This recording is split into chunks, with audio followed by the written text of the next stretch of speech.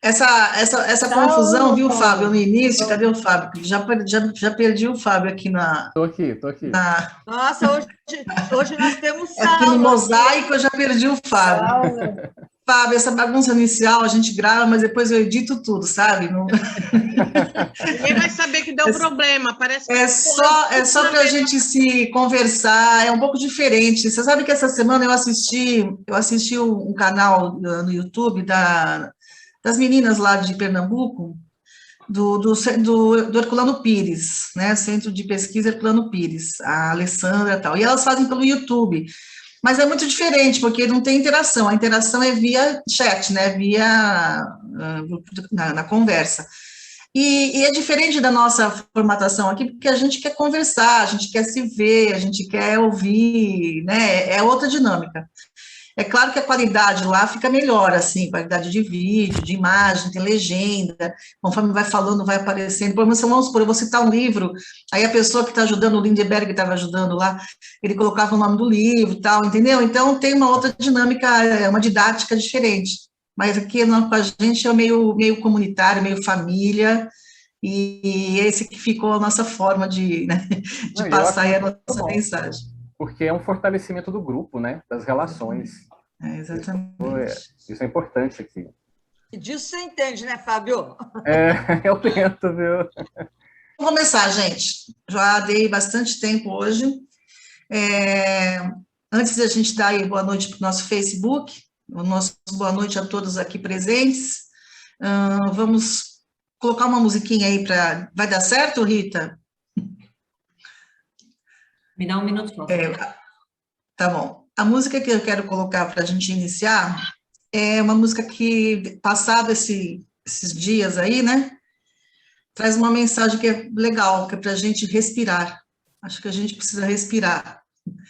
Então, eu gostei dessa mensagem da música. Vamos ouvir, tá? Vamos curtir. Quando estiver pronto, Rita, você pode já transmitir, tá?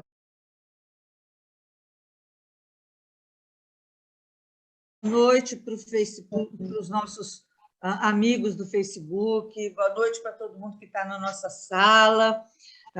Hoje a gente tem mais uma palestra, e o nosso palestrante de hoje é o Fábio Santos. Está aí com a carinha dele aí o Fábio é espírita desde os 15 anos, né? A mãe e a avó do Fábio eram espíritas, né, Fábio?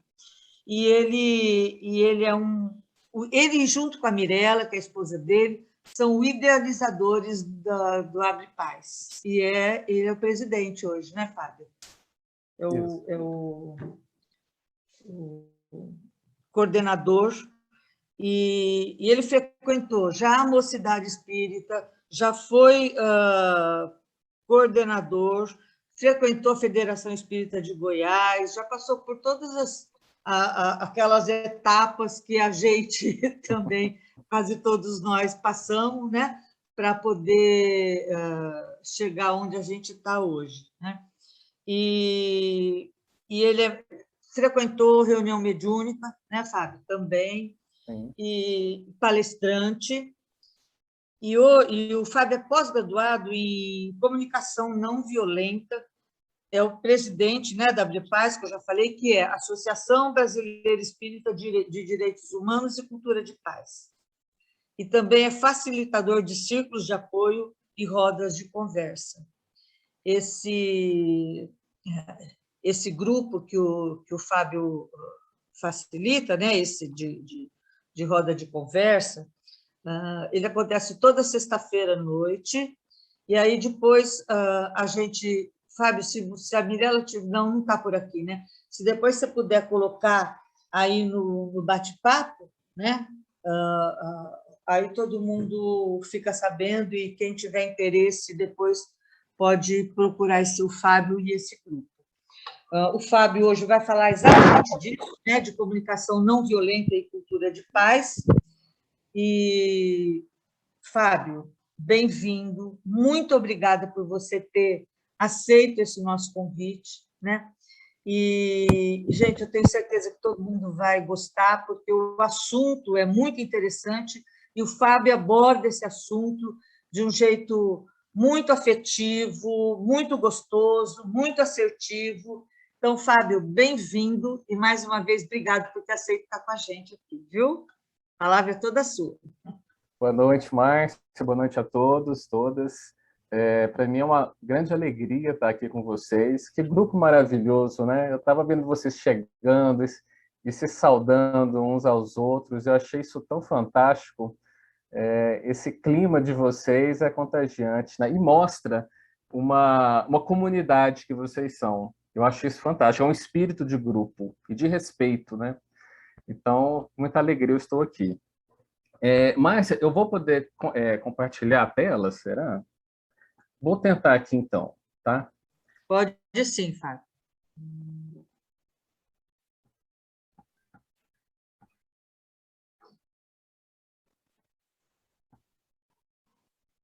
Ok, né? Tá. Então, vamos lá. Comunicação não violenta e cultura de paz. Eu queria primeiro trazer o conceito de cultura de paz segundo a Unesco. Quando aconteceu o aniversário de 50 anos da Declaração Universal de Direitos Humanos, a Unesco reuniu um grupo de prêmios Nobel da Paz para fazer um manifesto, que foi conhecido como Manifesto 2000 por uma cultura de paz e não violência. E eles se reuniram e elencaram esses princípios aí, que eu vou ler um por um, porque eu acho interessante a gente entender o que é a cultura de paz, porque existe muita... existe... Mentira, você não faz. Gente, vamos todo mundo desligar o áudio? Então, existe assim, uma compreensão equivocada sobre o que é a cultura de paz. Então, esse manifesto diz o seguinte: o que é a cultura de paz? É respeitar a vida, ou seja, respeitar a vida e a dignidade de cada pessoa, sem discriminação ou preconceito. Então, isso é o que eu tenho que colocar em prática na minha vida, que as instituições devem colocar em prática, as organizações, os estados, as nações. Então, desde o indivíduo até as nações. Respeitar a vida e a dignidade de cada pessoa. Conceito esse que está linkado com os direitos humanos, né? Rejeitar a violência é o segundo tópico. Praticar a não violência ativa, jamais passiva. Praticar a não violência ativa, rejeitando a violência sob todas as suas formas, física, sexual, psicológica, econômica e social, em particular contra os grupos mais desprovidos e vulneráveis, como as crianças e adolescentes. Então, rejeitar de toda e qualquer forma de violência. Toda e qualquer forma de violência. Terceiro, ser generoso. Compartilhar o meu tempo e meus recursos materiais em um espírito de generosidade, visando o fim da exclusão, da injustiça e da opressão política e econômica. Então, veja bem que ser generoso não é simplesmente eu entregar uma cesta básica ou uma sopa para quem é necessitado e realmente passa fome, mas é mais do que isso. É compartilhar tempo e recurso, mas visando o fim da exclusão, da injustiça e da opressão política e econômica. Quarto, ouvir para compreender. Ouvir para compreender. Defender a liberdade de expressão e a diversidade cultural, dando sempre preferência ao diálogo e à escuta do que ao fanatismo, à difamação e à rejeição do outro. Então, isso aqui é muito importante, porque não é ouvir por ouvir, não é ouvir fingindo que está ouvindo, mas ouvir para compreender o outro, considerando a diversidade cultural, né? E procurando eliminar qualquer possibilidade de fanatismo, difamação ou rejeição do outro que haja em mim. Preservar o planeta. Promover um comportamento de consumo que seja responsável e práticas de desenvolvimento que respeitem todas as formas de vida e preservem o equilíbrio da natureza do planeta. O preservar do planeta passa pelo evitar o consumismo e respeitar todas as formas de vida, buscando esse equilíbrio da natureza do planeta, natureza da qual somos parte. E, por último, redescobrir a solidariedade. Contribuir para o desenvolvimento da minha comunidade, com a ampla participação da mulher e o respeito pelos princípios democráticos, de modo a construir juntos novas formas de solidariedade. Olha que caminho eles nos mostram, maravilhoso, né? Redescobrir a solidariedade, né? Cuidar da minha comunidade, valorizar o papel da mulher, os princípios democráticos, né? Isso são formas de solidariedade. Então, esse Manifesto 2000 é um convite para que cada pessoa do planeta leia, entenda, compreenda, busque assimilar e busque colocar em prática no seu dia a dia cada um desses tópicos, desses princípios. Então, cultura da violência é o que nós vivemos hoje em dia. A cultura da violência é o que nós vivemos desde sempre. É algo cultural, é algo ensinado de todas as formas possíveis. A gente precisa aprender o que é a cultura da não violência, a cultura da paz. E aqui eu vou passar aqui rapidamente por alguns daqueles que nos deram caminhos, dicas, sinais do que seria essa cultura da não violência. Então a gente começa com a ahimsa. A ahimsa, que é o princípio da não violência em sânscrito, está lá nas filosofias, nas religiões orientais, está lá no budismo, no hinduísmo, no jainismo. São culturas orientais milenares que buscam e ensinam, de alguma forma, que eu devo praticar todas as minhas condutas, ações, pensamentos, sentimentos, de forma a não causar dano ao outro. A ahimsa, não violência, não causar dano ao outro. Que não somente danos físicos, né, materiais, mas também de sentimentos, de pensamentos, não desejar ao outro mal, não querer a ele, né, imputar algum tipo de dano. Então, a ahimsa, que é uma chama muito importante, que deveria, ao meu ver, a cultura ocidental despertar cada vez mais para ela, inclusive os espíritas. Entender como esse princípio da não violência pode estar em cada um dos nossos atos no dia a dia, dentro e fora da casa espírita. Aí nós passamos por Jesus de Nazaré, que também foi um apóstolo da não violência. Desde quando ele disse que é para fazer ao outro aquilo que eu gostaria que fizesse a mim mesmo, né? Uma forma, através de uma lei da reciprocidade, eu cuidar de não causar ao outro algum tipo de violência, porque eu também não quero ser, né, vítima de nenhuma violência, eu também não causarei ao outro. Quando ele nos diz para, ao sermos, né, atingidos em uma face, que ofertamos a outra como forma de não sermos os autores da violência. É preferível não ser o autor da violência, mas é uma forma também de não resistir ao mal com o mal. Eu não faço resistência ao mal ou faço resistência à violência com mais violência. É claro que é uma simbologia, né, que ele traz, que era já disruptiva para a época, onde a lei de Talião, né, onde você paga o mal com o mal, ele apresenta uma ideia diferente e pouco aceita, né, na cultura da época, até hoje, mas que ele não diz isso ao pé da letra. Ainda que isso foi, muitas vezes, ao pé da letra, exercitada por ativistas da não violência, inclusive por Mahatma Gandhi na Marcha do Sal. Quem já viu o filme, né, Gandhi, lá mostra como eles eram bofetados, né, eram atingidos por violência, tapas, socos, enfim, e eles não revidavam. Jesus também disse que se levarem, né, eu não me lembro exatamente a tradução, mas se te levarem o manto, dê também a túnica, algo parecido. Ou seja, não resistir à violência com mais violência. Outro que eu apresento aqui é Leão Tolstói, que também foi um apóstolo da não violência, agora já, né, em tempos mais próximos.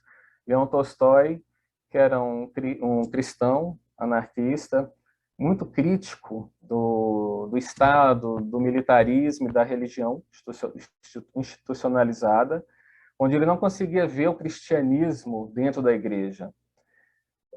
Então, ele dizia muito sobre isso, sobre a não resistência ao mal e à violência.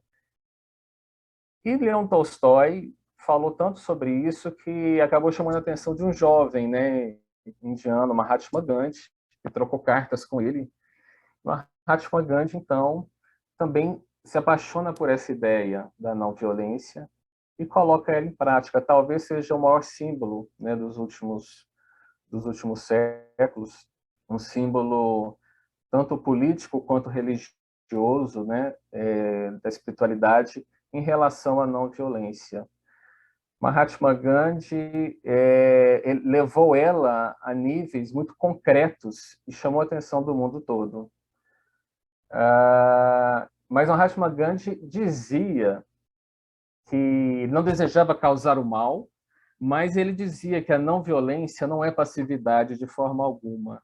Por isso que ele se chocava com a violência a que seu povo era submetido, violência econômica, violência física, violência de toda forma, e propôs uma ação não violenta, porém ativa, para que as necessidades daquele povo fossem olhadas, respeitadas, atendidas, sem criar no seu antagonista a figura de inimigo, de forma alguma. Gandhi não via no Império Britânico o inimigo, mas aquele que também ele gostaria de dialogar e ver como poderia ficar bom para eles e bom para os indianos.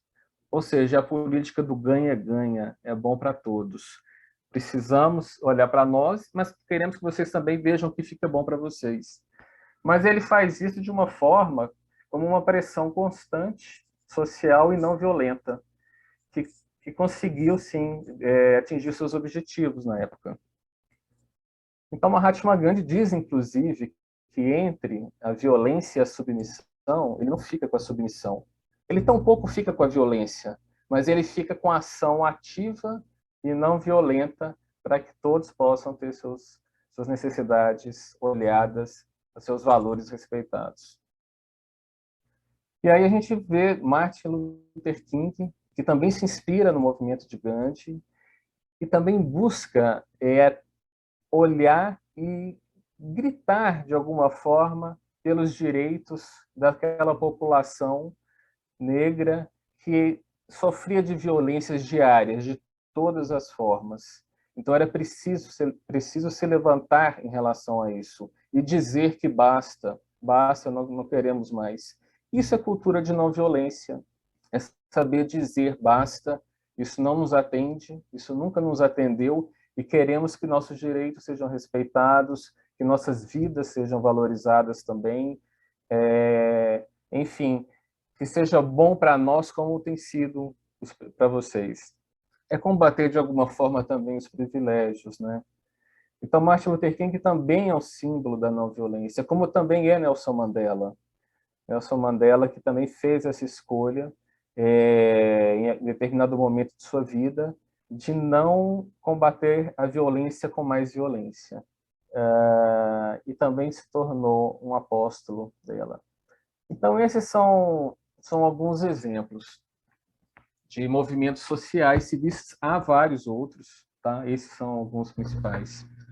Eu queria também trazer a figura do filósofo Martin Buber, que é o filósofo que trabalha a questão de não objetificar o outro, né? A relação eu-tu é uma relação que enxerga o outro sempre não como inimigo, mas eu consegui enxergar nessa relação um outro ser humano, que a cada encontro que eu tenho, com outra pessoa é um encontro, uma oportunidade nova de que nós nos conheçamos, porque nós não somos a mesma pessoa a cada dia. A cada dia nós mudamos.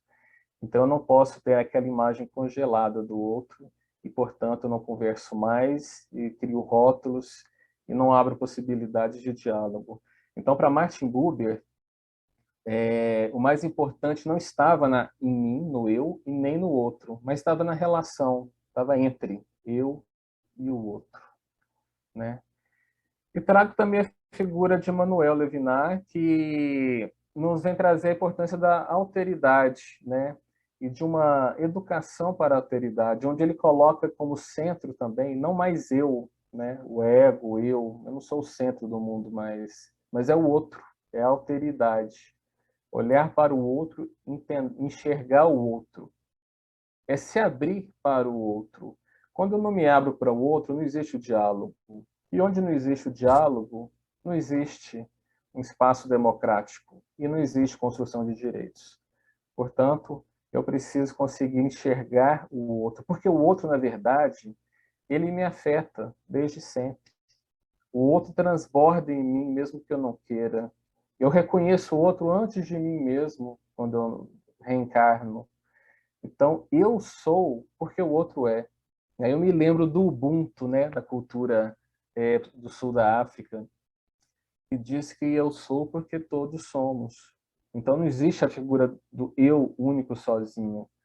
Não somos uma ilha, já está lá no Livro dos Espíritos, né? Não nascemos para viver isolados, porque senão o ser que vive isolado estiola, estamos aqui para viver em sociedade. Então, esse é o convite. E aí eu queria ainda, no âmbito da cultura de paz, antes de entrar na comunicação não violenta, trazer algumas boas práticas para essa cultura de paz, para não ficar algo também tão abstrato. Há muitas coisas que podemos fazer em termos de cultura de paz. Eu vou trazer algumas, tá? Que são experiências que eu vivencio mais. Então, uma delas é o veganismo ou vegetarianismo, na perspectiva, segundo o Manifesto 2000, de respeitar a natureza e todas as formas de vida. Também na perspectiva de criar uma cultura de sustentabilidade econômica ambiental, ou seja, preservar o planeta, sabendo que nosso planeta consegue matar a fome de toda a população, desde que eu tenha uma alimentação mais voltada para o vegetarianismo e veganismo, porque os campos não são para criar ração, para alimentar animais, e nem a água consumida dessa forma para alimentar uma parcela menor, mas sim para alimentar a todos. Também trago a simplicidade voluntária, que é um movimento que com esse nome existe desde os anos 70, lá nos Estados Unidos, que propõe uma vida mais simples. Mas não propõe a pobreza, a carência ou a miséria, porque isso não é simplicidade voluntária. Simplicidade voluntária é quando eu escolho os caminhos mais simples de ser e de estar no mundo. Porque quando eu escolho os caminhos mais simples, os recursos se tornam abundantes para todos. Mas isso não pode ser visto como forma de pobreza ou carência, de forma alguma, porque a vida deve ser abundante. Comunicação não violenta, que eu vou dizer mais aprofundada, de forma mais aprofundada daqui a pouco. Eu trago a língua internacional Esperanto como forma de uma cultura de interlinguística, de comunicação que não privilegia nenhum povo, que cuida da cultura de todos e que cuida da simplicidade voluntária quando eu escolho o método mais simples, o método não imposto, o método mais economicamente fácil e funcional. Então, também é uma forma de cultura de paz. A justiça restaurativa, em detrimento da justiça retributiva, que é a que existe na nossa humanidade desde muito tempo. Justiça restaurativa, que propõe que eu olhe para os processos, né, de justiça, escutando todos os lados, todos os envolvidos, todas as histórias, compreendendo as raízes da violência e procurando cuidar disso para que ela não se repita, nem entre aquelas pessoas e nem na comunidade. e onde eu procure não, a priori, punir o outro pelo mero prazer da violência, mas responsabilizar e sim cuidar dos danos causados e restaurá-los. Então, a visão não é a priori punitivista, mas também não é permissiva de forma alguma, mas é uma outra visão de promover a justiça, com mais humanidade. E, por fim, os processos circulares, as rodas de conversa, os círculos restaurativos, os círculos de construção de paz, círculos de apoio e afeto, são formas de criar comunidades que se apoiam, comunidades que se escutam, comunidades que têm oportunidade de falar e, dessa forma, criar também espaços democráticos e espaços de direitos. Então, eu gosto de uma frase que eu ouvi, que eu infelizmente eu esqueci quem é a autora da frase, mas que ela diz que o mundo, nós podemos transformar o mundo por meio de rodas de conversa. Basta nós intencionarmos e realizarmos, é possível isso acontecer. Então, eu vou entrar agora em comunicação não violenta como uma boa prática da cultura de paz. E aqui a comunicação não violenta, que é um processo criado pelo psicólogo Marshall Rosenberg, psicólogo americano, onde ele enxerga que os conflitos não são algo que deve ser evitado a priori. Porque o conflito é da natureza humana, o conflito é da natureza da vida social. Onde há duas pessoas, haverá conflito, inevitavelmente.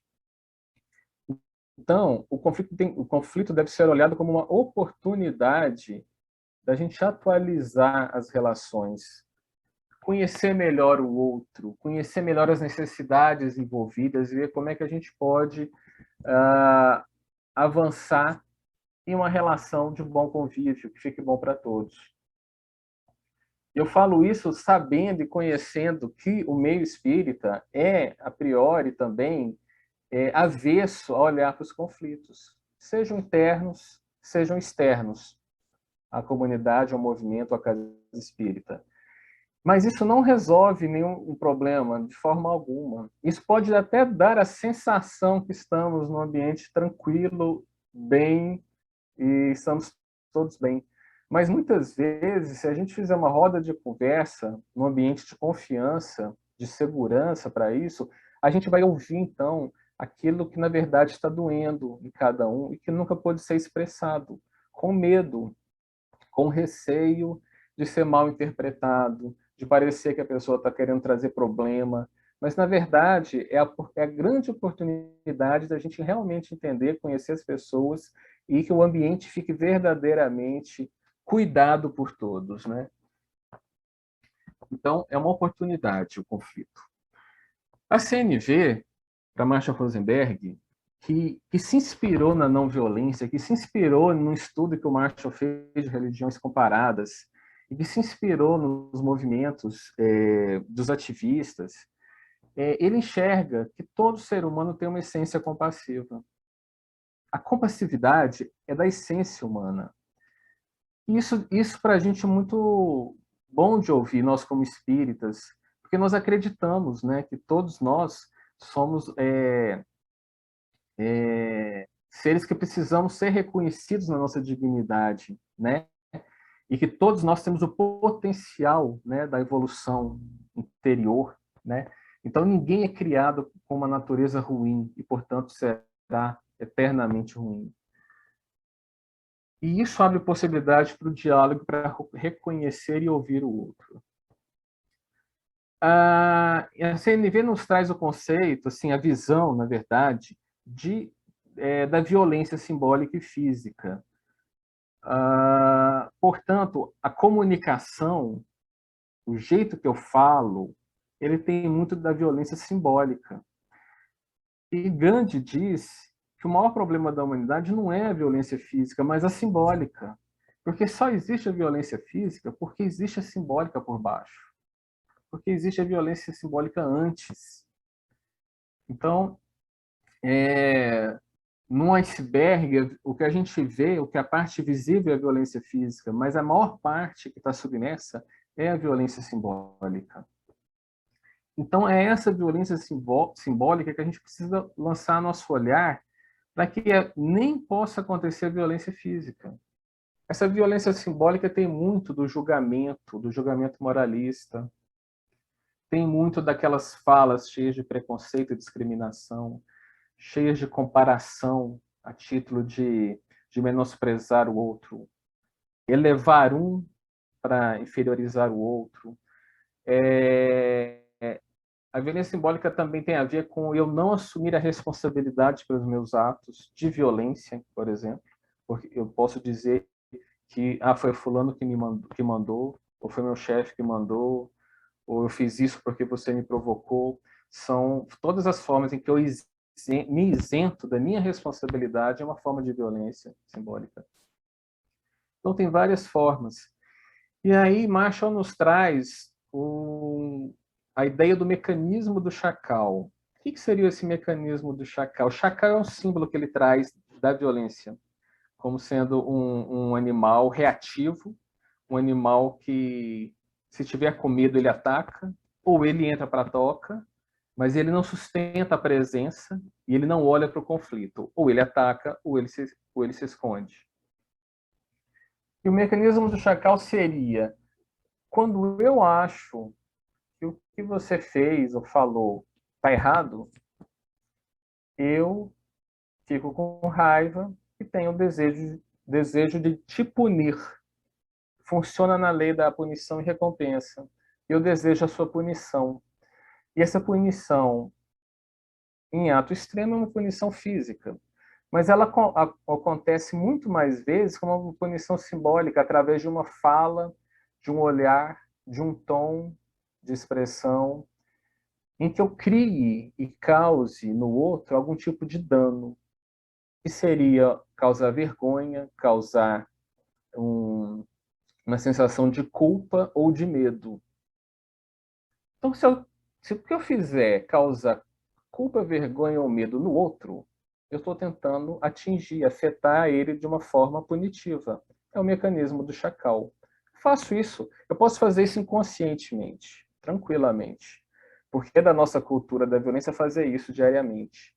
Aliás, nós educamos nossos filhos assim para causar vergonha neles sempre que eles fizerem algo que eu não considero certo, algum ato, seja de desobediência, ao que eu ensinei, por exemplo, ou que eu orientei, ou o que os outros vão pensar, e eu vou causar no meu filho, na minha filha, algum tipo de culpa, vergonha ou medo. Então, sempre que eu faço isso, eu estou agindo com violência. Uma violência simbólica, mas estou agindo. E isso provoca uma desconexão. Isso, na verdade, cria uma alienação da minha própria essência compassiva. Eu sou um ser compassivo por natureza, mas eu não agi com compassividade. Eu me alienei do meu estado natural, essencial, porque algo que eu penso, creio que é errado, foi feito por alguém que eu julgo que eu devo ter o controle de julgar e punir. É uma missão.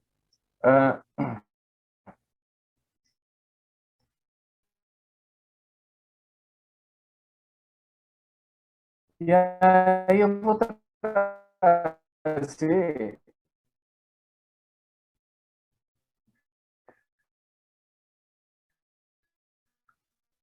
os dois componentes da CNV que o Marshall são os componentes da CNV, a fala e a escuta.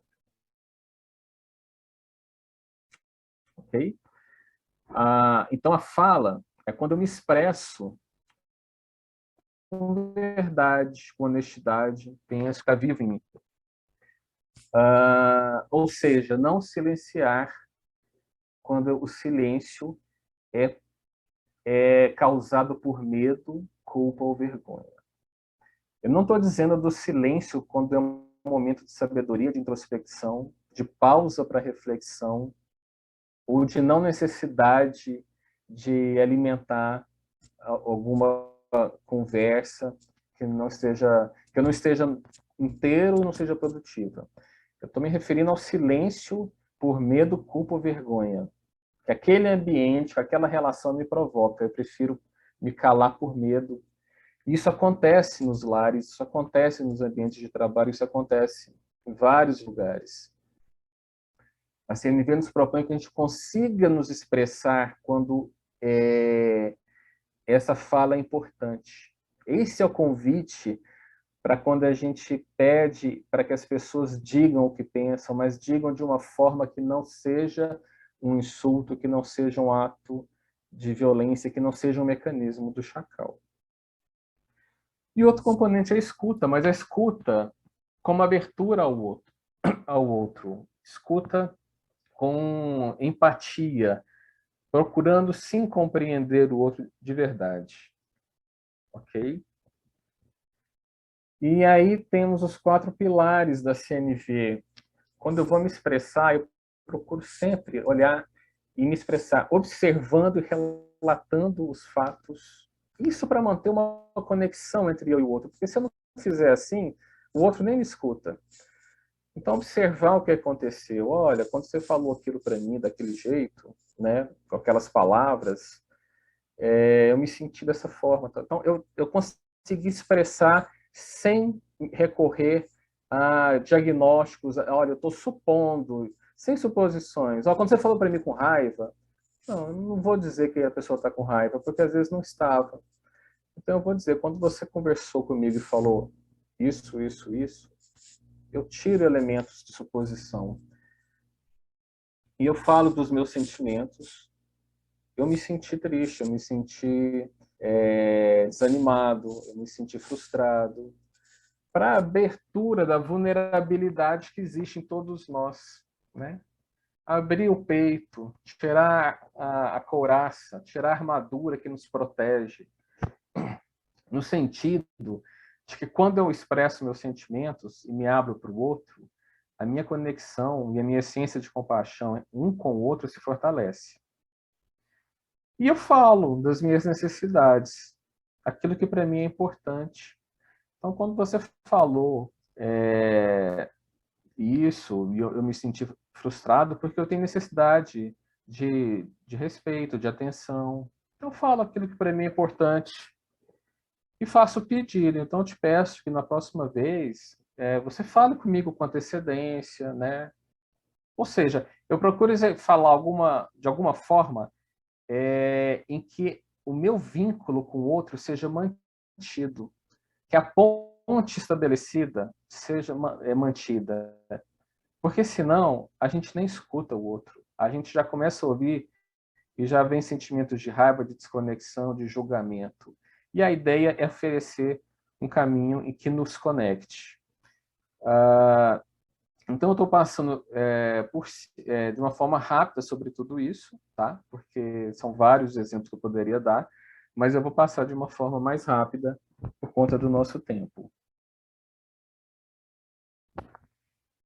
E a comunicação não violenta nos convida, então, lembrando de que o silêncio só é bem-vindo quando é uma escolha minha como forma de introspecção, de meditação, de ouvir o que está acontecendo, o que eu estou sentindo, o que para mim é importante. É uma escolha minha.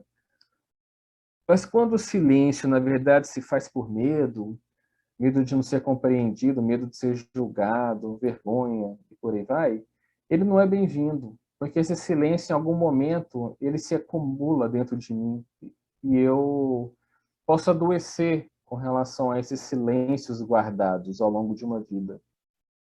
Então, o convite que a CNV faz é que os incomodados que se retirem, não, os incomodados não se retirem, os incomodados que se expressem, os incomodados que digam, que falem, mas que falem e digam, usando a CNV, usando uma fala intencionalmente com desejo de conexão e não de punição ao outro.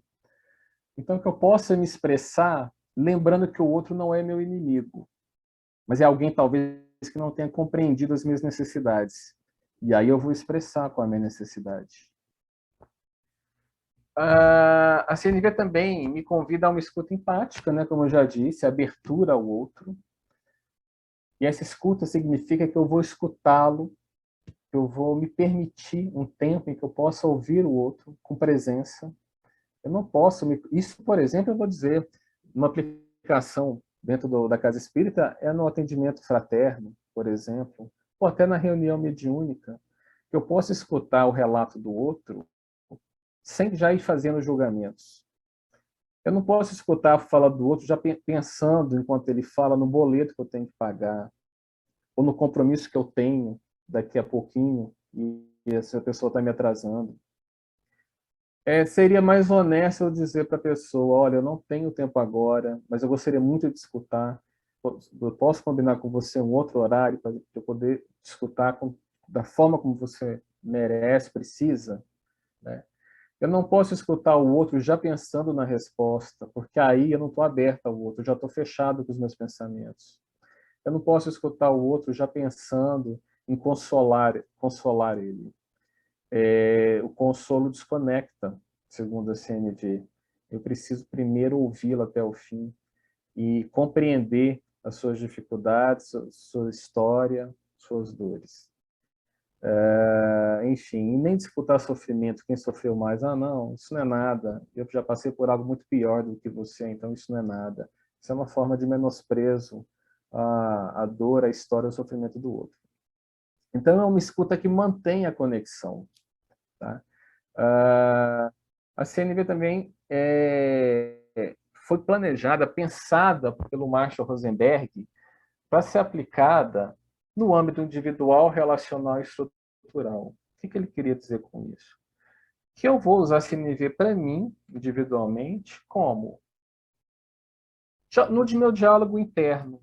Quando eu estiver me culpando, poxa, Fábio, você foi, nossa, burro aquele momento, quando você fez aquilo, como você foi estúpido, infeliz. Aí eu começo a entrar em processos de autoculpa, de autojulgamento e autopunição. Caio na cama, fico deprimido, ou vou fazer alguma outra coisa para compensar esse sentimento, enfim. Não, é a hora de eu me escutar, uma autoescuta, me colocar num local não de julgador interno, mas de escutador interno. Fábio, quando você fez isso, o que você estava querendo defender como valor, como necessidade? Você fez isso porque você achou que era o melhor, né? E hoje você tem consciência que podia ter sido melhor, mas era o melhor que você conseguiu e podia ter feito naquele momento. Então, se acolhe, se abraça, se aceite, entenda que ninguém é perfeito, porque ninguém é mesmo, e se acolhe para que não haja esse processo interno de autoculpa. Enfim, mas no âmbito relacional, eu fazer isso com o outro, com quem eu me relaciono. Eu procurar ter uma fala, né, honesta, autêntica e não violenta, e ao mesmo tempo escutar essa pessoa da mesma forma. Muitas vezes, quando a pessoa fala comigo com uma crítica, às vezes até com gritos, com ira, com raiva, eu possa ouvir essa pessoa e ouvir além disso, ouvir não a forma como ela está se expressando, mas ouvir quais necessidades dela que estão por trás desses sentimentos, dessa forma de falar. O que está por trás disso tudo que não está sendo bem cuidado? Porque quando a minha necessidade não está bem cuidada, vem os sentimentos. Aqueles que eu julgo ruins, mas na verdade são só sinais de que algo não vai bem. Então, conseguir olhar por trás disso, porque assim eu consigo me conectar com a humanidade do outro. Se eu me prender às palavras e ao jeito da pessoa falar, eu me prendo à casca, eu não me prendo à essência. E aí, provavelmente, eu vou para o embate. Ou eu não quero ouvir. E, por fim, ele propõe o uso da CNV no âmbito estrutural, ou seja, as violências estruturais que existem nas comunidades, nas populações, nos povos. Então, é a forma que as comunidades, né, principalmente as comunidades que mais sofrem, né, de violência, possam se expressar de uma forma não violenta e dizer quais são suas necessidades, seus direitos que devem ser olhados. Fazer isso de forma não violenta. É o que Gandhi fez, é o que Martin Luther King fez, é o que Mandela fez. Mas compreendendo também quando isso não é possível, quando muitas vezes atos de violência surgem porque eles nunca são ouvidos. E quando nunca uma pessoa ou um povo nunca são ouvidos, é natural que aconteça atos de rebeldia e violência, como forma de gritar: eu existo, me escutem. Então, portanto, a CNV é um convite não à subalternidade ou à submissão, mas dizer quais são as suas necessidades. E também nos convida a pensar a empatia como algo que antecede o perdão. Eu só consigo perdoar alguém, e o perdão é um valor importante, né, para nós espíritas, né, que Jesus também nos apresentou, mas o perdão só acontece após a empatia. O perdão verdadeiro, honesto, só acontece quando eu consigo olhar para o outro, compreender de forma muito respeitosa a história e por que ele fez daquela forma. E eu pensando assim, gente, se fosse eu no lugar dele, da forma como tudo aconteceu, é capaz de eu ter feito talvez igual ou pior. Aí abre a possibilidade para o perdão. Eu penso no diálogo de reunião mediúnica, quando alguém traz uma história dizendo que está com muita raiva de outro, e que deseja uma vingança, né, de alguma forma. Eu só consigo compreender essa história se eu entender o que aconteceu antes. E pode ser que ele me traga, ouvindo esse irmão, de que ele também foi, em outra oportunidade, ele é que foi a vítima de algum ato de violência desse, e por isso que ele deseja vingança. Se eu compreendo isso, é possível que eu consiga respeitá-lo na sua essência, respeitá-lo na sua humanidade, e o outro também, aquele que está sendo vítima de uma perseguição, e perdoá-lo. Mas sem empatia, esse perdão, ele muitas vezes é superficial, porque eu não compreendi na totalidade o que era importante para o outro e o que era de necessidade de valor que ele perdeu em algum momento. E por isso veio esses desejos. Então é isso. Deixa eu tirar então, ok. Eu não sei o tempo que nós ainda temos, Márcia, eu fui falando sem observar o tempo. Aí você me fala, por favor. A Sandra já está conosco, Sandra? Estou aqui. Então, assume aí. Eu assumo? Tá?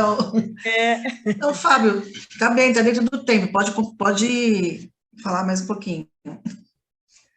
Então, eu trouxe isso, né, como apresentação do PowerPoint, e acho que seria bacana a gente, então, abrir até para perguntas, porque eu acho que fica mais interessante quando a gente tem essa interação, porque eu falo do meu ponto de vista, mas, de repente, vocês estão pensando em outros aspectos, né, da CNV, ou da sua aplicação, ou da cultura de paz, né?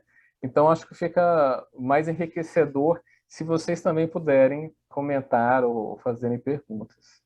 Ok. Alguém vai fazer alguma pergunta, gente? Já pode se colocando aí no chat.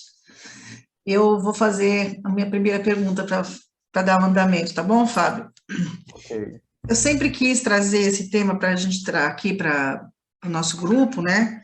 Eu trabalho com recursos humanos e eu acho que, de uma maneira geral, nós temos uma forma muito violenta de a gente se comunicar, né? Não é o violento, mas é uma agressiva, uma certa agressividade. Eu mesma me coloco nessa situação, profissionalmente falando até. Então, eu procuro me policiar bastante, desde que eu tive contato com essa possibilidade, né, dessa conhecimento da cultura da não violência, da comunicação não violenta, eu começo a me policiar bastante, me observar, ver se eu realmente estou ouvindo, né? Eu trabalho muito com os colaboradores, funcionários, se eu estou ouvindo o suficiente, tentar trazer para ele a comunicação de uma forma mais tranquila, né? Ouvir mais para poder entender melhor também. Mas existem situações na nossa vida, e hoje a gente está vivendo muito isso, que a gente não consegue ter essa forma mais equilibrada, vamos dizer assim, de se comunicar. E muitas vezes, até por conta dessa polarização, dessas diferenças que a gente tem tido nos últimos anos, a gente perde realmente o equilíbrio. E o que a gente faz com esse sentimento de que está falhando na comunicação? O que você sugere para a gente? Então, Sandra, primeiro é você intencionar, você falou muito bem. Eu acho que a CNV nasce da intenção. A intenção de que eu consiga me expressar de uma forma que o outro vai receber da melhor forma possível. E isso não quer dizer necessariamente falar manso, bonitinho, educadinho. Não é tanto a forma, mas a intenção é o principal. A gente pode usar CNV em determinados momentos em que que seja necessário gritar, inclusive. E isso vem muito das histórias. Quando eu uso CNV no âmbito comunitário, por exemplo, às vezes é necessário gritar, sim, para que eu possa ser ouvido nas minhas necessidades. Portanto, há momentos em que o grito faz parte daquilo que eu preciso fazer chegar aos outros, que não escutam de forma alguma. Mas isso no ambiente relacional, eu com o outro, eu vou cuidar de não gritar, eu vou cuidar de trazer uma mensagem que a minha intenção é que você continue me escutando. Mas isso é minha intenção, eu não sei se isso vai acontecer de verdade, eu não sei se o outro realmente quer me escutar. E isso é a tarefa do outro. Eu posso fazer a minha tarefa, a minha parte da comunicação, mas a parte do outro é só o outro que pode fazer. E eu não posso me responsabilizar por ela. E o diálogo só acontece se os dois quiserem. Senão, não é um diálogo. É um falando, o outro não sei se está escutando, eu não sei se acontece alguma transformação, eu não sei se alguma coisa muda quando não há diálogo. Só há uma transformação quando um fala e o outro escuta. Se o outro se fecha, não acontece nada, na verdade. Não aconteceu nada. Não aconteceu uma comunicação. Não houve nada em comum entre vocês dois. Então, a minha intenção é essa. Eu vou usar a minha fala de forma que o outro não se sinta envergonhado, culpado, com medo, que não se sinta constrangido. Vou usar palavras, vou evitar comparações, vou evitar rótulos, vou evitar generalizações, vou evitar usar palavras como sempre, nunca. Estou dando alguns exemplos mais práticos. Se eu digo para uma pessoa no meu ambiente de trabalho, fulano, você nunca chega no horário certo. É uma forma de violência, porque provavelmente não é verdade. Provavelmente não é verdade. Provavelmente ele chega no horário certo, dia sim, outro talvez não.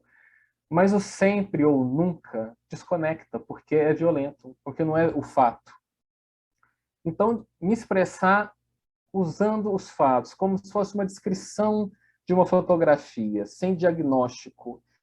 Olha, quando você sai toda hora da sala para tomar cafezinho, eu acho você um enrolador ou um preguiçoso. Enrolador e preguiçoso é um diagnóstico meu, moralista, inclusive. É um rótulo. Isso desconecta. Quando eu falo isso para o outro já não está mais me ouvindo. Na verdade, ele já está pensando mil coisas a meu respeito, mas me ouvindo, não. Então, se eu quiser que realmente haja algo de comum, né, nessa comunicação, que haja uma transformação, eu preciso me ater a uma fala, observando e relatando, sem julgamentos, sem expressões que conotem que eu estou já avaliando o outro moralmente. Tá? Isso do ponto de vista de quem fala. Agora, aí depende do outro querer escutar ou não. Aí é o outro lado da moeda. Né? A Carla levantou a mão, tem mais alguém que levantou? E aqui no chat, acho que a Elizabeth, a Beth, que também disse que provavelmente quer fazer alguma pergunta. Vamos falar com a Carla primeiro? Oi, eu também levantando. Tá. Também quero. Antes de mais nada, Fábio, parabéns. Foi maravilhoso. Tinha horas que eu achava que você estava falando para mim, porque assim eu falava, não, tal. E com essa tonzinho de voz, eu imaginei assim, porque às vezes eu sou meio espanholita, né? Assim, eu falei, imagine brigando com ele, deve ser muito engraçado, porque ele é muito tranquilo e tudo mais. Mas, eu tenho partido do princípio, Meio assim, você deu umas dicas... espanholita? Meio espanholita? É meu irmão, fecha o microfone dele. Aí, assim, mas hoje, eu acho que isso que você falou, muita coisa perfeito, porque, assim, eu tenho falado assim, eu não quero ter razão, eu quero ser feliz. Então, muitas das vezes, no embate, eu falo, você tá certo, mas e tal coisa? E tá certo, e mesmo para os meus funcionários, tem horas que eu falo, não, mas o fulano, não, calma, pessoal. E, assim, muitas das coisas, então, parabéns, foi fabuloso, mas, assim, mas eu imagina discutindo com o Fábio, imagina a esposa dele, não, e ele, não. Ela fica com raiva de mim, porque ela quer, às vezes, discutir. Imagina! E eu não entro na mesma vibe. Ela fica com mais raiva. Muito ainda. obrigada. Às vezes eu Obrigadão. tento entrar para ela ficar feliz. Nem eu vou brigar também. Sim. Aí ela vai ficar feliz. Tá bom, obrigado. Obrigado, Carla.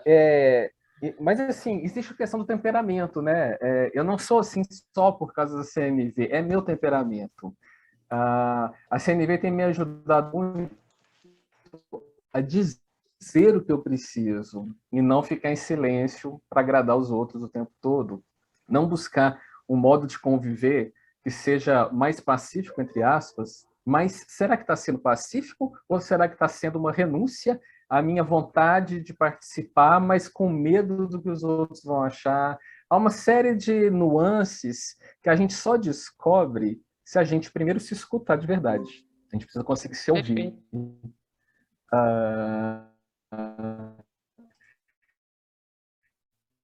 E eu gosto muito, como é que você falou? Eu prefiro ficar em silêncio do que ter razão. Prefiro ser feliz do que ter razão.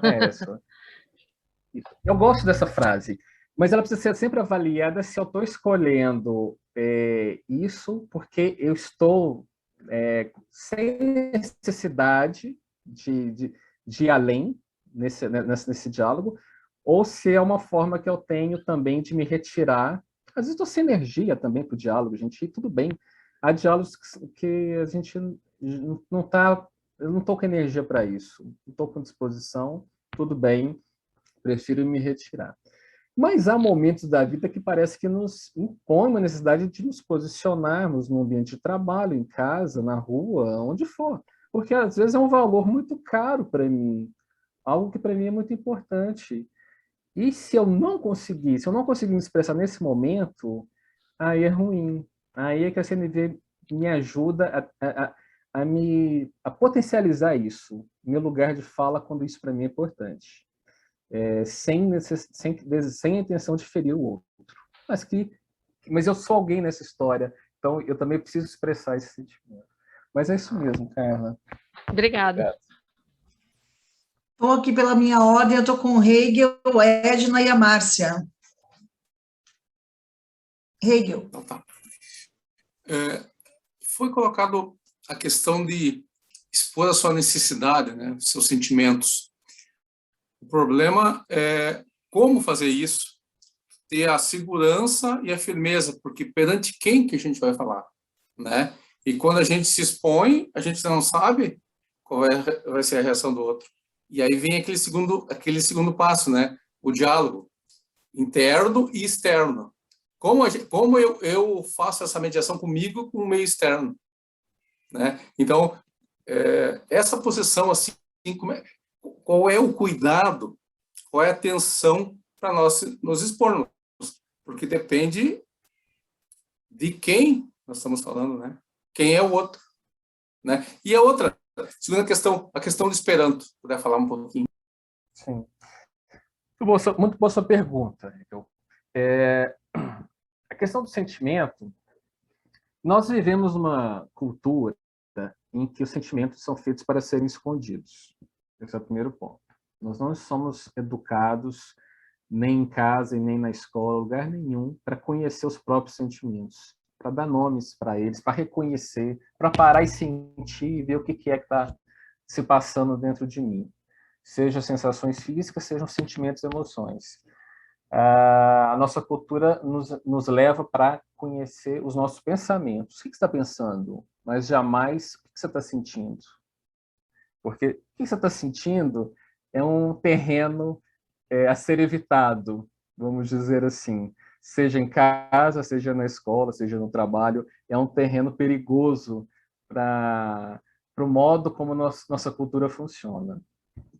E o Marshall nos propõe a falar, sim, explorar essa dimensão humana que é o sentimento, porque isso nos lembra que somos humanos, lembra da nossa humanidade. Nós não somos objetos, não somos máquinas. Nós temos sentimentos e eles precisam ser considerados. Mas é claro que eu não vou conseguir dizer isso da melhor forma que eu gostaria em todos os lugares. Há ambientes que são mais refratários a isso. Eu preciso saber, então, me expressar da melhor forma. Bom, o Marshall diz que eu posso usar CNV sem usar uma única palavra. Eu consigo, dependendo da minha conexão com o outro, dizer, entre aspas, o que eu vi, ou o que eu quero dizer, o que eu sinto, o que para mim é importante, sem uma única palavra. Há casais que desenvolvem essa capacidade. Eu olho às vezes para a Mirella e ela já entendeu tudo. Ela já entendeu o que eu estou querendo dizer para ela, o que eu estou sentindo, o que para mim é importante, e ou está sendo contemplado ou não está. Se minha cara está boa, é porque o sentimento é bom e está sendo atendido, senão... Então, mas eu posso sim dizer, olha, eu estou sentindo, eu me sinto triste quando você vem com essa avaliação para mim. Eu posso dizer isso no ambiente de trabalho. Olha, você me trouxe para mim, me deixou preocupado. Eu fico preocupado. Preocupação é um sentimento. Olha, eu fico indignado quando chega uma notícia dessa sobre mim, que é uma fofoca de corredor, estão dizendo por aí, ninguém veio conversar comigo antes. Eu fico indignado. São sentimentos. Como eu posso trazer sentimentos de gratidão, de alegria, de vontade de celebrar com uma notícia boa, enfim. Só que o nosso repertório de sentimentos é muito pequeno. Ainda mais para nós, homens, Hegel, nós não somos homens ensinados a sentir, a dizer isso. O menino não chora, o menino não sente, né? O menino é feito para pensar e friamente, enfim, vencer na vida. Então, para a gente o desafio é maior, mas é um ato necessário que nós, principalmente nós homens, usemos de palavras de sentimento cada vez mais, entre nós homens e com mulheres, seja onde for, com quem for, para lembrar que nós também sentimos. E tomar cuidado com a forma como eu expresso esse sentimento, porque eu posso, por exemplo, vou dar um exemplo, dizer para o outro assim, olha, eu me senti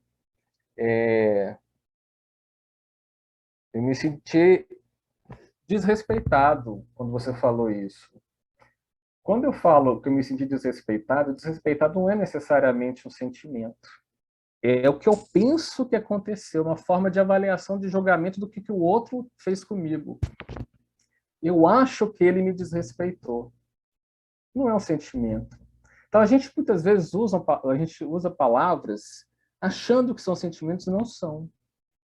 Olha, eu sinto que você pisou na bola quando não veio na minha casa aquele dia, você prometeu e não veio.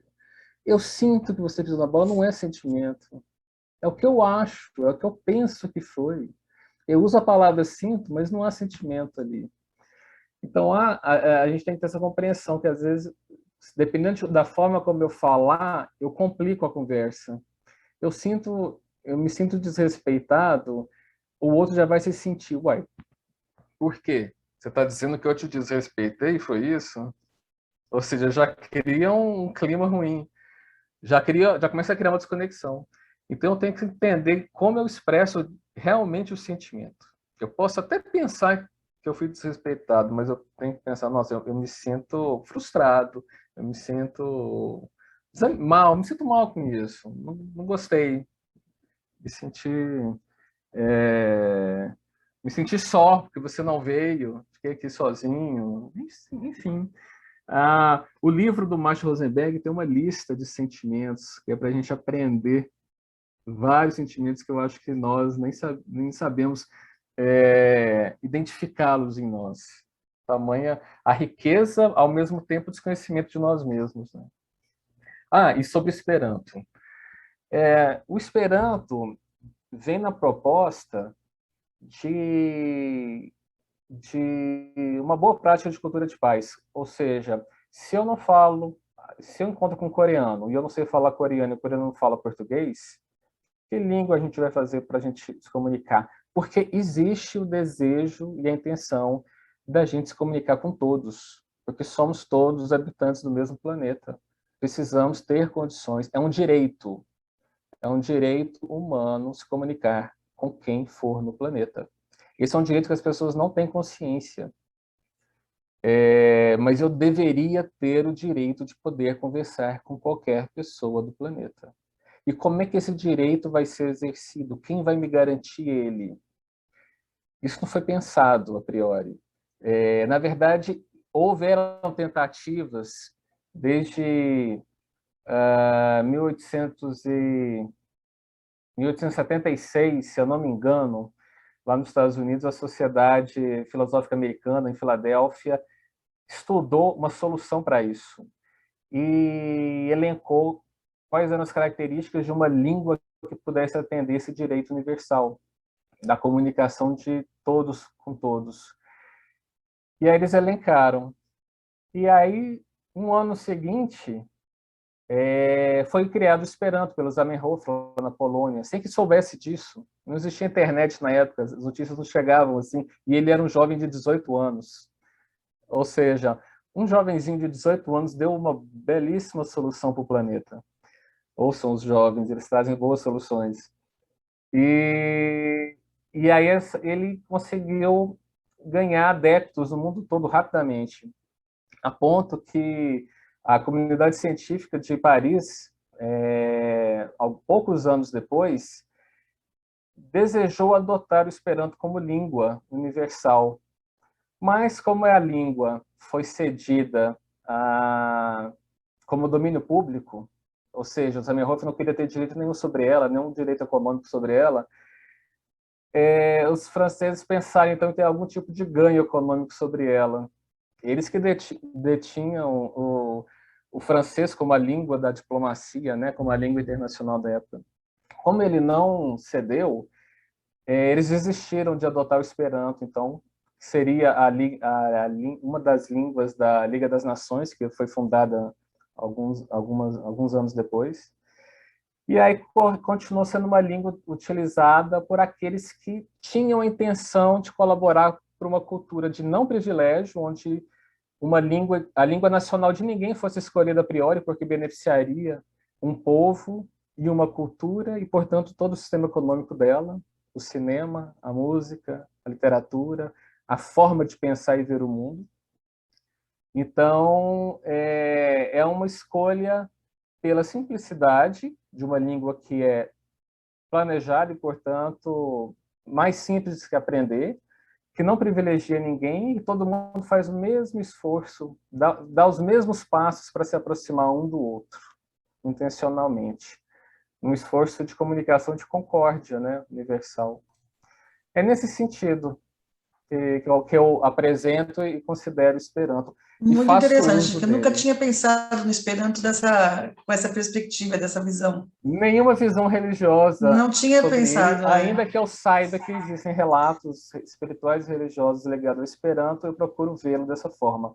É uma solução econômica, porque o que se gasta e se ganha com a indústria das línguas nesse planeta é algo fantástico. As pessoas não sabem disso. A indústria do idioma e da cultura. Então, você abriria uma ponte para todos os lados ao mesmo tempo. Todo mundo teria acesso a todas as outras culturas de uma vez só. Hoje, você precisa passar por meia dúzia de detentores dos meios de produção e tradução, eles que escolhem que livro de cada país pode ser traduzido e lido pelo restante. Você furaria essa bolha. Muito interessante. Eu vou dar a palavra para a Beth. A Beth foi a primeira que escreveu lá no chat que gostaria de falar. Depois a Edna, a Márcia e a Regina Selle. Faltou alguém? Acho que não. Beth, você vai falar? Beth Córdova?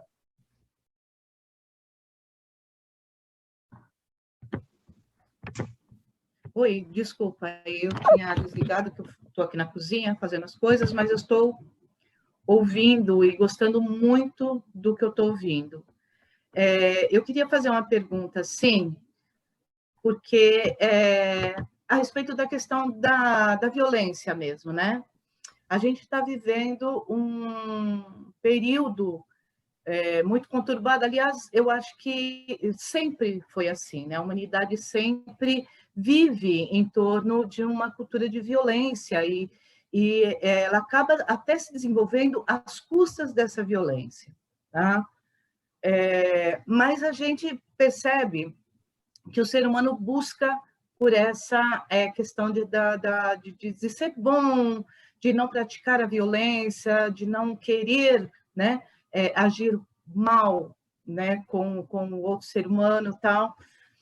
Mas o que a gente percebe hoje em dia, infelizmente, é que as pessoas estão mais próximas das atitudes violentas do que da não violência. A gente percebe a falta de empatia muito grande, e isso me parece até ser uma orientação de pai para filho, e de adultos para os mais jovens, e de governantes para governados, né? Que levantam a bandeira da violência, sim, e a gente acaba ficando numa situação difícil. Quem não, é contra isso. Porque a pessoa que hoje em dia é uma pessoa empática, é uma pessoa boa, que sinaliza alguma coisa positiva, ela acaba sendo vista como otária, né? Como trouxa, como bobão, né? Como desvincular esse rótulo, tá? Numa sociedade como a gente está vivendo hoje, tá? Como eu posso ser vista como a não bobona, né? Não a trouxa, aquela que todo mundo pode pedir o que quer, porque muitas vezes, o que acontece? Vem uma pessoa para aplicar um golpe, né? Pede um dinheiro, alguma coisa, você sabe que a pessoa está aplicando um golpe, mas você acaba ajudando, porque pelo sim, pelo não, prefiro ajudar, tá? E você acaba pagando, né? Nesse tipo de situação e em uma série de outras situações também. Em vez de, por exemplo, as pessoas intervirem numa briga, numa confusão, elas ficam filmando para postar no celular, né? Como a gente tem visto aí pessoas sendo assassinadas, mortas mesmo, e as pessoas, em vez de fazer alguma coisa, ficam preocupadas em pegar o melhor ângulo. Então, como conviver com tudo isso sem estar com esse rótulo de bobão? Elizabeth, a cultura da violência existe há milênios, né? O Marshall traz a perspectiva de há 8.000 anos, segundo estudos. Quando eu crio o medo ou a culpa no outro, ou a vergonha, eu ganho poder sobre ele. E quando descobriram isso, pronto, nunca mais parou. Se eu crio vergonha, culpa, medo no outro, eu tenho domínio sobre ele. Isso o pai faz com o filho, o patrão com o empregado, o chefe do país. Então, a gente vê isso. Então, ela é ensinada assim. É cultura da violência. Ela é ensinada. Nós temos uma essência que é compassiva. A gente deseja o bem, viver para todos, o bem compartilhado. Isso é da nossa natureza. Sempre que a gente age diferente é porque a gente foi ensinado. Nós somos alienados de nós mesmos pela cultura. Então é possível criar, sim, uma cultura de paz, de não violência e que isso floresça. Eu acredito nisso. Mas o que eu acredito, há estudos de antropólogos que mostram comunidades em que isso existe, comunidades mais isoladas, em que não existem nem palavras no vocabulário para expressar determinadas condutas de violência, porque elas simplesmente não existem, né? Então, a gente precisa reverter isso. Não é algo simples. E sim, nós seremos vistos com julgamentos, né? De forma jocosa, ridicularizados. Sim, isso vai ser sempre, né? Mas como se diz, né? Deixe... A caravana passa, né? Os cães ladram, mas a caravana passa. Vinte tem uma frase, que eu não sei se eu vou conseguir lembrar ela direitinho, que é mais ou menos assim: no começo nos ignoram, depois riem, depois nos agridem, depois nos vencemos. É a reação natural. Eles ignoram, depois eles riem, depois nos agridem e depois a gente vence. Porque é o movimento da nossa essência, ele deve prevalecer. Se fizermos uma ação não violenta, constante, a pressão suave e constante do ativismo, né, da não violência ativa. Eu acho que em nenhum momento nós seremos vistos de forma jocosa se a gente fizer isso da forma correta, organizada. Mas sim, plantar também no dia a dia, no cotidiano. E ter força interior para isso, força interior para lidar com isso. Tá? Eu acho que isso é importante. E é também buscar círculos com redes de apoio, porque às vezes você fica cansado, exausto, de dar murro em ponta de faca, né, como se diz. A gente fica cansado, desanimado, que você tem aquela pessoa para você conversar, contar, chorar, desabafar, e ela possa te ouvir, e no final você se sinta bem e fala obrigado por ter me ouvido, porque isso te reanima para seguir vivendo da forma como você acredita, que é bom para você e para quem vive com você, inclusive aqueles que riem ou debocham. Então, acho que é isso, Elizabeth. É isso, obrigada, Fábio. Vamos lá, Edna, Márcia e Regina para a gente encerrar, tá bom, gente?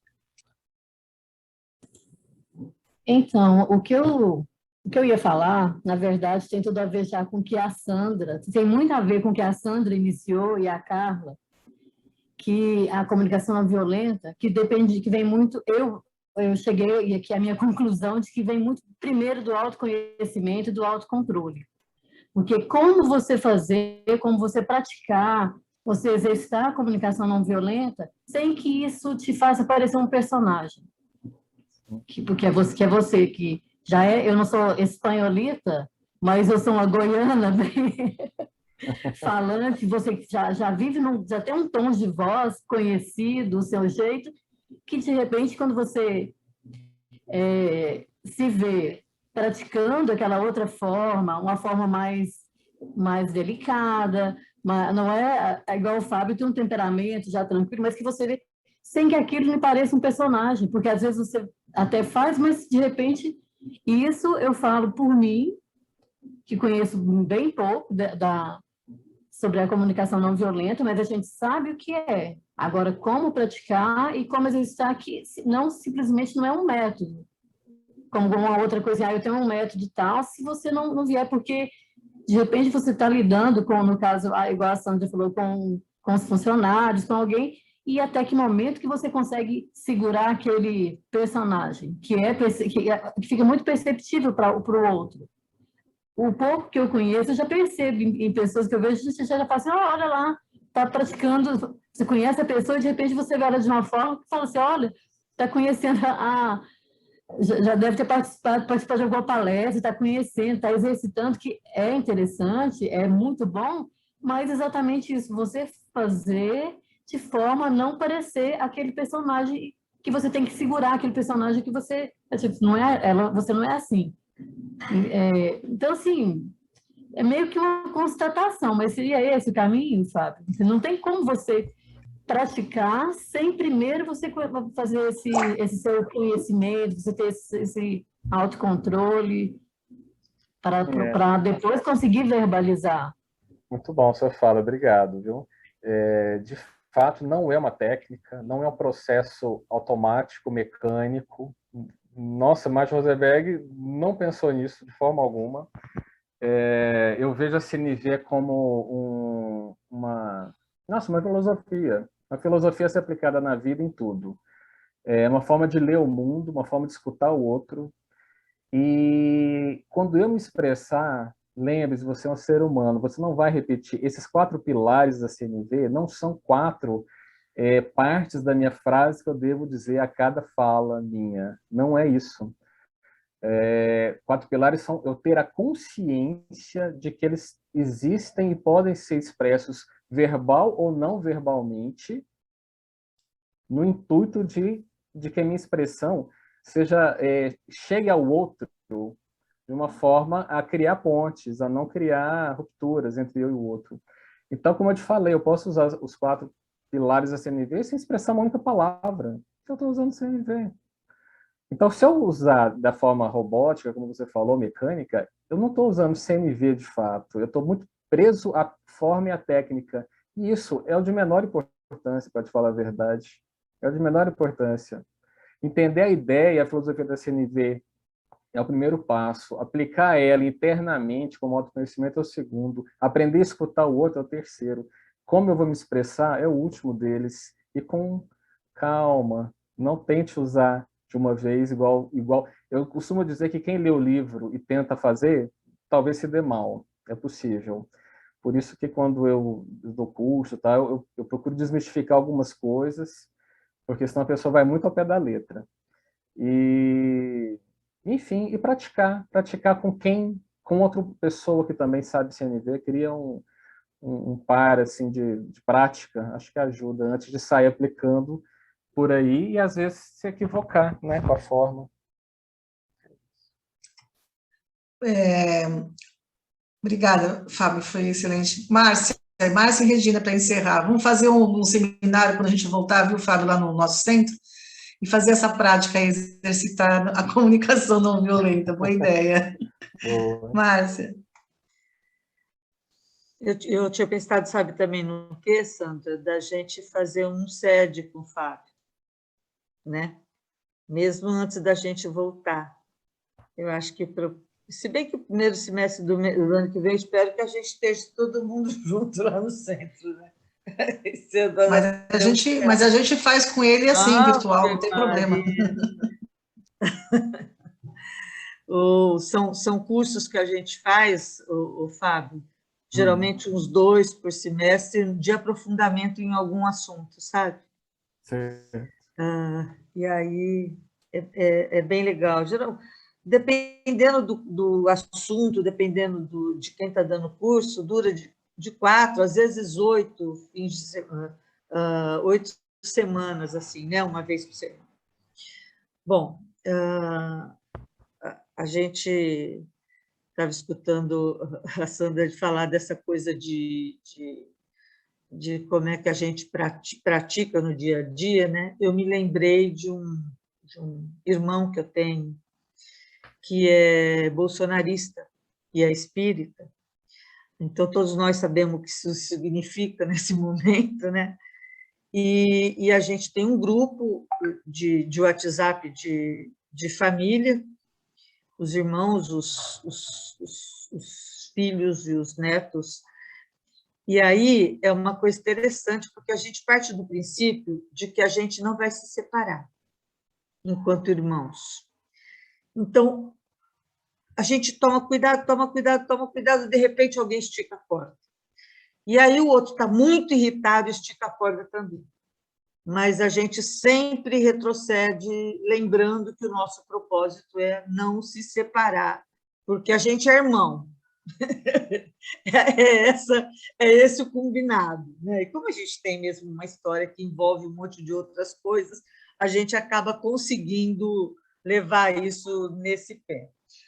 Mas, no centro, particularmente, diferente da história desses grupos que apareceram agora, desses coletivos, são coletivos bem definidos. Então, as pessoas que entram nos coletivos, elas entram sabendo onde elas estão, né? E aquele coletivo tem um perfil previamente definido. No centro, não. Embora o SEAC seja o centro, que ele tradicionalmente foi um centro de vanguarda, de estudo, de pesquisa, né, ousado do ponto de vista, né, de ser laico, livre pensador, de não né, de ter rompido com a FEB, esse monte de coisa né, que todo mundo sabe, é um centro que carrega, principalmente nas pessoas mais velhas, né, algumas discordâncias dessa postura que a gente tem, né? Neste momento de mais pressão, nesse momento que a gente está online, teve possibilidade de trazer gente de tudo quanto é lugar, esse nosso estudo, essa nossa postura, nossa prática, ele acabou ficando mais, como é que eu vou dizer, mais arraigado do ponto de vista das nossas, do que a gente acredita, né? E eu acho que a gente está em tão pouca gente aqui, a gente ficou com palestras e com posturas muito mais definidamente à esquerda do que a gente tinha antes, né? Porque antes a gente tinha toda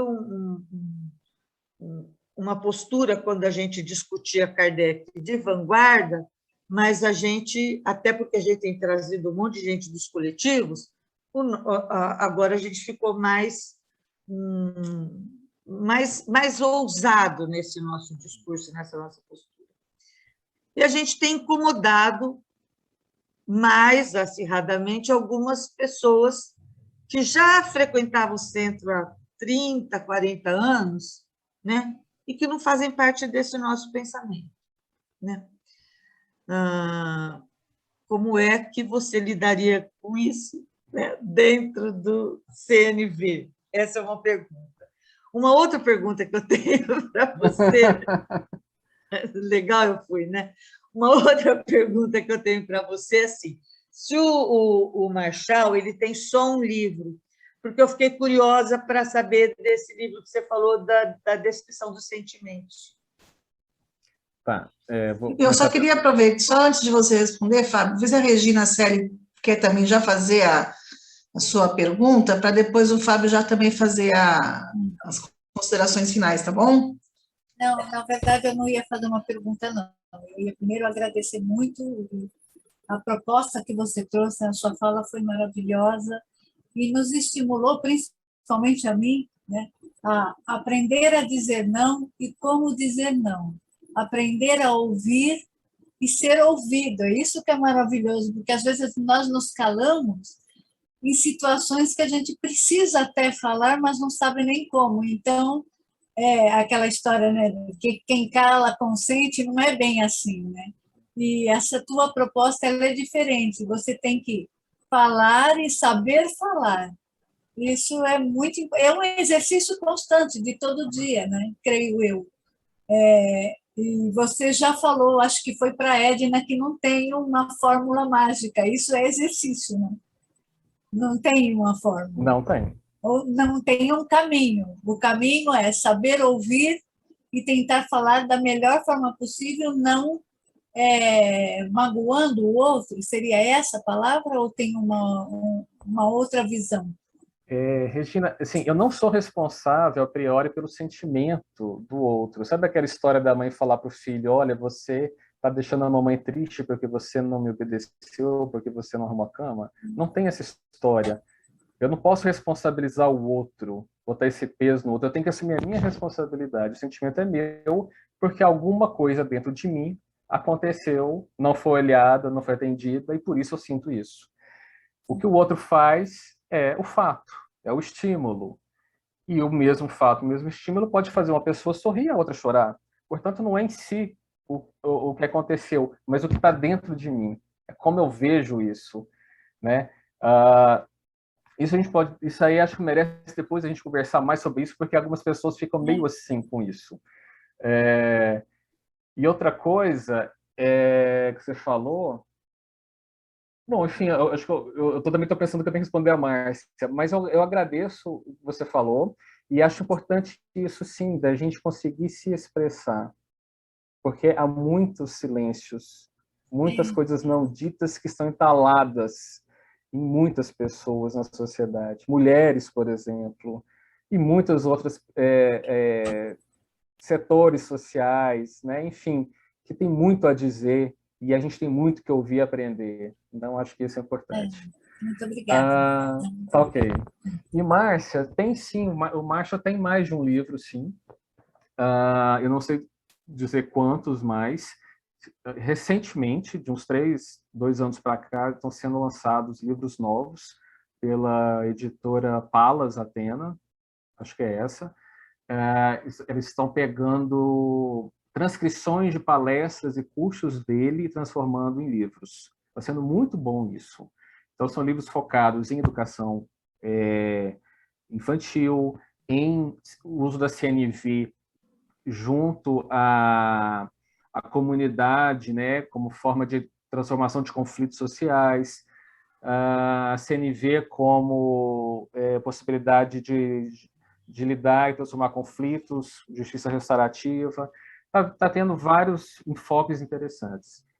E com relação ao que você trouxe no Centro Espírita, isso aconteceu no centro, aconteceu na família, aconteceu no trabalho, aconteceu em vários, né, círculos, né, essa polarização, isso é bem complexo. Eu também me interesso muito para entender como lidar com isso. Isso também não é algo tranquilo, pacificado em mim. E aí eu fui buscar ler, não só na CNV, mas em outras leituras que pudessem me ajudar a entender como lidar com essa situação. E aí eu li os 2 livros da Márcia Tiburi, e eu fiz, inclusive, um bate-papo com ela pela Abre Paz, aceitou conversar com a gente, foi muito bacana. Está lá no nosso YouTube também, se alguém quiser assistir. Eu li com ela o livro Como Conversar com o Fascista, que é uma pergunta retórica e irônica, porque não há possibilidade de conversar com o fascista. A gente leu o livro inteiro para, no final, chegar a essa conclusão de que era uma retórica. E eu li recentemente o Como Derrotar o Turbo Tecno Macho Nazi Fascismo. Esse é o título. Também incrível. E eu quero falar principalmente desse, quando ela traz que só há uma forma para a gente lidar com toda essa situação, que é o diálogo. Queira ou não, é o diálogo. E o diálogo, nós não sabemos mais usar o diálogo. Não sei se algum dia soubemos, não sei se algum dia realmente foi ensinado, seja pelos nossos pais, nossas famílias, escola, onde for, se a gente realmente aprendeu a dialogar. Eu tenho dúvidas disso, porque quando eu ensino no meu curso e digo que você nunca realmente foi escutado de verdade, as pessoas ficam incomodadas com isso. A gente faz exercícios de escuta, há pessoas que choram porque, nossa, eu me senti escutada pela primeira vez na minha vida. É curso de escutatória, no caso, né? Que o Rubem Alves falava. Então, esse diálogo como possibilidade de me abrir para o outro, porque se eu não me abrir para o outro, jamais haverá uma transformação real. O problema é que o outro, às vezes, é um ser que não quer se abrir para mim também. E aí, se ele não quer, não há muito o que fazer, Márcia. Não há. Tem como. E aí eu tenho que ter autoempatia comigo, entender que, às vezes, o espaço que eu estou já não é mais um espaço que me nutre, não atende mais as minhas necessidades, eu me retiro. Há espaços em que eu me retirei porque já não fazia mais para mim sentido. Não me nutria, não me trazia saúde mental, emocional, permanecer ali, porque não havia diálogo. Então, há espaços em que eu me retiro. Há espaços em que eu posso insistir no diálogo, e a Márcia Tiburi traz isso, insistir, lutar pelo diálogo. Há a possibilidade, quando você percebe que é atente. Isso que você falou dos seus irmãos é muito importante. Vocês lembrarem que a necessidade de vocês de manter o laço e os vínculos de irmãos é o mais importante, faz com que você diga às vezes, olha, meu irmão, quando você trouxe esse assunto político aqui, e você sabe que eu não penso assim, eu fico triste, eu fico irritada até, porque eu tenho necessidade que a gente se veja como irmão e não traga esse tipo de assunto. Eu tenho necessidade que a gente mantenha isso fora do nosso círculo de conversa, porque para mim a gente está se falando é mais importante, se cuidando como irmãos. Isso é mais importante para mim. Então eu te peço que não traga isso mais, por nós. Então você cuida disso. E na casa espírita, tem que ter o diálogo, escutar todo mundo, ver qual é o interesse do grupo, porque as organizações também evoluem no sentido de que mudam, as coisas não são para sempre da mesma forma. Então, se o centro espírita, se a casa espírita está com desejo, necessidade de trazer assuntos mais assim, dessa forma, é uma necessidade do momento, porque as coisas mudam, né? As circunstâncias mudam, a gente tem que estar atento, as necessidades são dinâmicas, elas não são estáticas, elas mudam. Então, a gente vai escutar aqueles que estão incomodados, da escuta. E aí, essa pessoa que está incomodada vai dizer o que para ela está doendo, o que está sendo incômodo para ela. E aí a gente vai ver juntos se dá para a gente atender todos, porque o objetivo é esse. Mas isso não pode ser algo que nos impeça de andar para onde nós desejamos ir do ponto de vista ético e do bem viver para todos, tá? A gente tem que tomar cuidado com isso também. Se por fim não dá para atender a todos, e às vezes não dá, a gente tem que ter o pé no chão de que às vezes não dá para atender todos naquele momento, naquela circunstância, naquilo que a gente está olhando. Pode ser que uma pessoa saia, mas ela não vai se sentir, ela não vai sair porque ela foi excluída. Ela vai sair porque ela se sentiu, mesmo escutada e acolhida, que para ela não fazia mais sentido. E tudo bem. Às vezes a gente acaba não tendo paciência para ter essa postura por conta desse momento, né? Tão radical que está, né? Claro. Mas é isso, a gente também não quer mandar os outros embora, sabe? Eu acho que isso é mais cuidadoso da forma como você coloca. Fábio, qual que é o nome do livro? Você lembra que ele aborda essa questão dos sentimentos? Não, dos sentimentos, todos os livros do Marshall têm.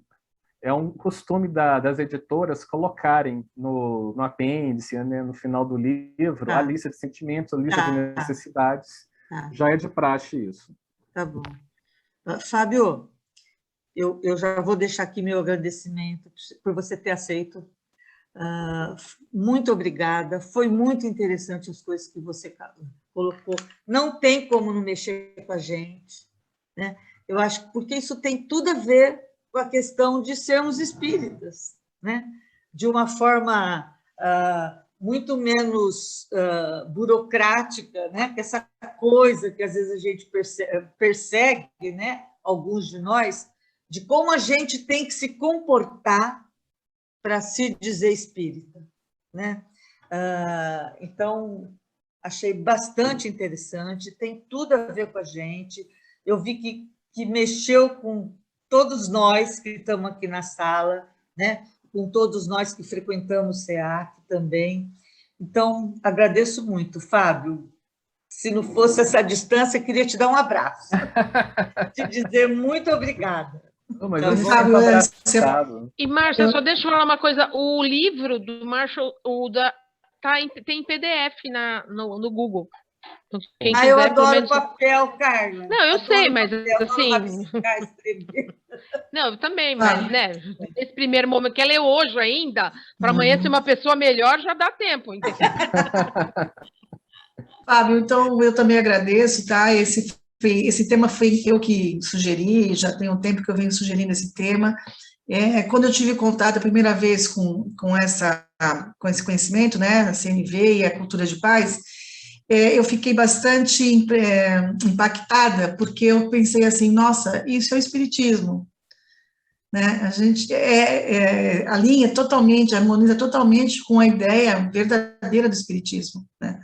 Então, eu sempre quis trazer esse tema para a gente conversar e quem sabe, a gente aplicar um curso realmente dentro da nossa casa, e aí a gente vai, daqui para frente, a gente vai desenvolver aí os temas, tá bom? Muito obrigada mesmo, de coração. Você quer falar mais alguma coisa? Pode encerrar. Não, eu queria só dizer que eu não imagino que toda a renovação da humanidade venha por meio da religião. Eu acho que Deus não pensaria assim, eu pensando aqui com alguém maior pensando isso. Ele envia recursos, sejam filosóficos, sejam científicos, sejam no meio da religião. Então, há vários recursos, além do meio religioso, que colaboram para que a gente avance enquanto humanidade, né? A CNV é um deles. Tudo que a cultura de paz traz colabora nesse sentido, né? Então, se a gente for alinhando isso, acho que tudo fica certo, fica harmônico, né? Então, eu queria agradecer a vocês pelo convite, né? Foi uma delícia Que grupo maravilhoso, adorei vocês. Muito obrigada. E, gente, palmas para o Fábio, né? Um abraço a todos. E para a gente encerrar, na verdade, a gente tinha uma música, não vamos conseguir colocar hoje, até porque também já está com um horário bem avançado. A música é a música que fala sobre o perdão, que foi é da Ho Oponopo, né? Ho Oponopo, gente, uma coisa que ficou muito bonita, uma composição, agora não lembro o nome do quem está tocando, mas a gente apresenta semana que vem, tá bom? Eu acho que ia caber bem aqui, encerrando essa nossa noite com essa música do Eu Te Perdoo, né? Eu peço perdão, é Ho Oponopo, né? Eu sinto muito, eu agradeço, né? Então, e a música ficou muito bonita. Então, eu trago para vocês, para a gente aqui na semana que vem, tá bom? E na próxima semana, eu vou assim, compartilhar aqui.